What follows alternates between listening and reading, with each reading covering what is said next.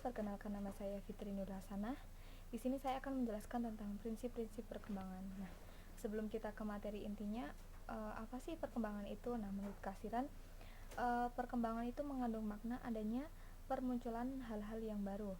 Sedangkan menurut Kartini Kartono, perkembangan adalah perubahan psikofisis sebagai hasil dari proses pematangan fungsi-fungsi psikis dan fisis pada diri anak yang ditunjang oleh faktor lingkungan dan proses belajar melalui sesi waktu tertentu untuk menuju kedewasaan. Nah, itu gambaran kecil atau penjelasan sedikit tentang apa sih perkembangan itu. Oke, kemudian kita lanjut ke materi intinya. Dalam peristiwa ilmu alam terdapat unsur-unsur kemantapan, konstansi, dan konsistensi. Dengan ciri-ciri demikian, orang kemudian membuat hukum-hukum alam. Sebaliknya, berbagai gejala psikis tersebut tidak menunjukkan ulangan peristiwa secara mantap dan identik sama dengan peristiwa yang mendahului, tetapi hanya menampakkan adanya kecenderungan. Oleh karena itu, psikologi pada dasarnya menghindari penggunaan istilah hukum. Nah, psikologi lebih suka menggunakan istilah seperti kaidah, patokan, aturan, atau prinsip. Nah, secara spesifik, prinsip perkembangan dapat diartikan sebagai kaidah atau patokan yang menyatakan kesamaan sifat dan hakikat dalam perkembangan. Nah, dapat pula dikatakan prinsip perkembangan adalah patokan generalisasi mengenai sebab dan akibat terjadinya perkembangan dalam manusia itu sendiri. Secara garis besar, peristiwa perkembangan mempunyai atau mengikuti prinsip-prinsip sebagai berikut. Nah, yang pertama, perkembangan tidak terbatas. Nah, dalam artian perkembangan itu tumbuh besar, namun mencakup rangkaian perubahan yang bersifat progresif, teratur, koheren, dan berkesinambungan. Nah, jadi antara tahap perkembangan yang satu dengan yang lainnya itu tidak terlepas atau berdiri sendiri-sendiri. Kemudian yang kedua adalah perkembangan selalu menuju proses diferensiasi dan integrasi. Nah, proses diferensiasi itu artinya konsep totalitas pada diri anak. Dari penghayatan totalitas itu lambat laun bagian-bagiannya itu akan menjadi sangat nyata dan bertambah jelas dalam kerangka keseluruhan. Karena sejak bayi dilahirkan, ia telah memiliki gambaran total dari dunia ini.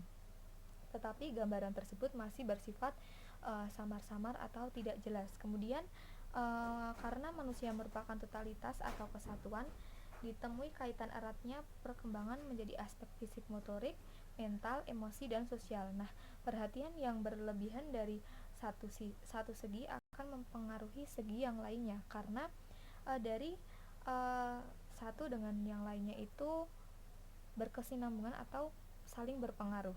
Nah, kemudian yang nomor 3 adalah perkembangan dimulai dari respon-respon yang sifatnya umum menuju yang khusus. Contohnya, bayi yang mula-mula dia akan bereaksi tersenyum apabila melihat setiap wajah manusia. Kemudian dengan bertambahnya usia bayi tersebut akan dapat membedakan wajah-wajah tertentu, semisal ibunya, bapaknya, atau saudara-saudara yang sering berinteraksi dengan bayi tersebut. Nah, kemudian setiap orang akan mengalami tahapan perkembangan yang berlangsung secara berantai. Nah, tahap perkembangan ini sifatnya adalah universal.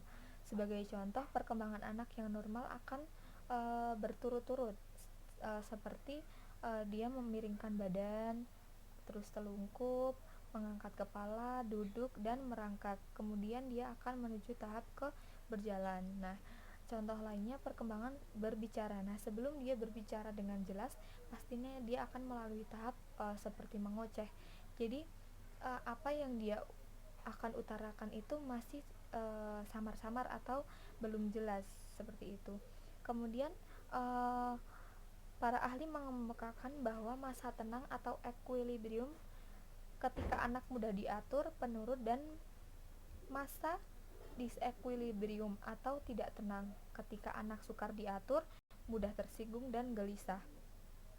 Namun adanya perubahan-perubahan dari situlah ciri-ciri terjadinya perkembangan itu terjadi. Nah, menurut teori equilibrium, setiap individu itu berusaha mengatasi kesulitannya sendiri berupa iritasi, frustasi, dan pemenuhan kebutuhan primer lainnya. Nah, ketika anak itu merasakan sakit, haus, ataupun lapar, anak itu akan timbul rasa disequilibrium atau tidak tenang. Dia akan gelisah dan sebisa mungkin anak tersebut akan mencari cara agar rasa haus, lapar, dan rasa sakit tersebut tidak terjadi lagi. Nah, kemudian disequilibrium ini akan menunjukkan atau menyebabkan gesekan antara anak dan orang tuanya dan konflik dengan orang-orang lain yang ada di sekitar lingkungannya tersebut. Semisal anak ini sedang bermain, terjadi gangguan. Nah, anak itu akan merasa dirinya terganggu, merasa tidak tenang. Kemudian yang kelima adalah setiap anak mempunyai tempo kecepatan perkembangan sendiri-sendiri. Dengan kata lain, anak yang satu dengan yang lainnya itu tempo perkembangannya itu berbeda-beda. Nah, yang ada yang perkembangannya cepat, sedang, dan juga lambat. Jadi perkembangan anak yang satu berbeda dengan yang lainnya dalam perkembangan organ atau aspek kejiwaan maupun cepat atau lambatnya perkembangan tersebut. Kemudian yang keenam adalah perkembangan dikenal adanya irama atau naik turunnya proses perkembangan. Jadi perkembangan manusia itu tidak tepat. Kadang perkembangannya tenang, kadang perkembangannya juga bergejolak. Nah,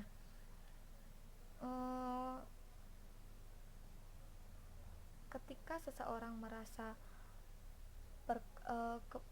dirinya itu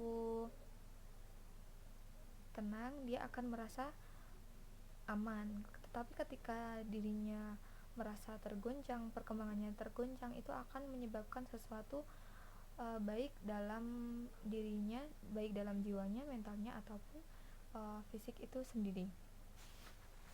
Prinsip perkembangan yang ketujuh yaitu setiap anak seperti juga organisme lainnya memiliki dorongan dan hasrat untuk mempertahankan diri dari hal-hal yang negatif seperti rasa sakit, takut, kematian, atau bahkan ketidaknyamanan. Nah, seperti itu. Untuk itu mereka memerlukan sandang, pangan, papan, dan pendidikan serta perlindungan untuk rasa aman tersebut.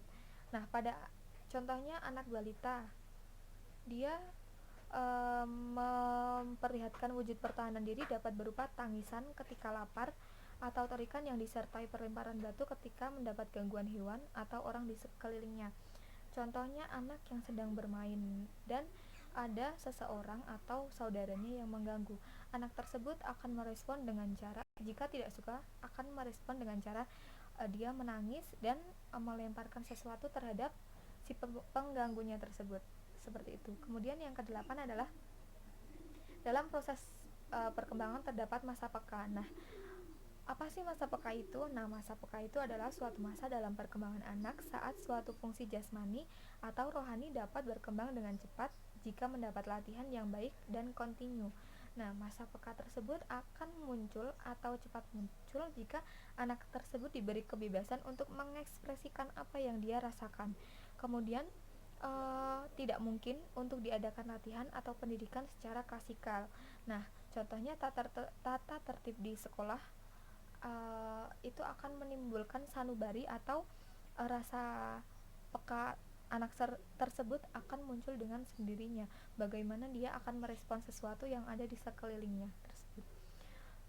Kemudian yang terakhir adalah perkembangan tiap-tiap anak pada dasarnya tidak hanya dipengaruhi oleh faktor pembawaan dari lahir, tetapi ada dukungan atau pengaruh dari lingkungan sekitar. Nah, anak tersebut dengan bakat pembawanya itu hanya merupakan bakat-bakat yang tersedia untuk memberikan kemungkinan-kemungkinan berkembang. Jadi dari lahir itu sudah ada bakat. Bagaimana caranya?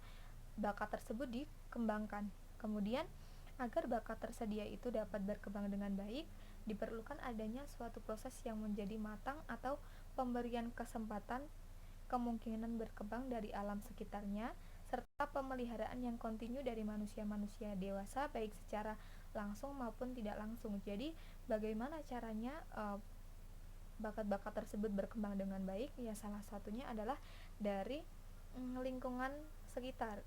Ketika lingkungan sekitar itu mendukung atau memberikan kesempatan untuk dirinya berkembang, kemudian ada orang tua atau orang-orang yang lainnya memberikan arahan-arahan atau pemeliharaan agar bakat tersebut berkembang dengan baik ke dalam hal yang positif. Kemudian uh, itu dilakukan secara langsung atau tidak langsung, itu akan membantu bakat tersebut berkembang dengan baik. Sebagai contohnya, seorang anak keturunan Inggris yang lahir dan dibesarkan di Indonesia serta dipelihara oleh orang Indonesia dan setiap harinya menggunakan bahasa Indonesia, itu tidak mungkin anak tersebut dapat berbicara dengan bahasa Inggris walaupun dia adalah keturunan Inggris, karena pendidikannya serta pergaulan sehari-harinya dan juga dalam pemeliharaannya tidak memberikan kesempatan untuk berbicara bahasa Inggris seperti itu. Oke, itulah prinsip-prinsip perkembangan yang dapat saya sampaikan. Terima kasih, semoga bermanfaat, dan apabila terdapat banyak kesalahan atau kekurangan mohon dimaafkan.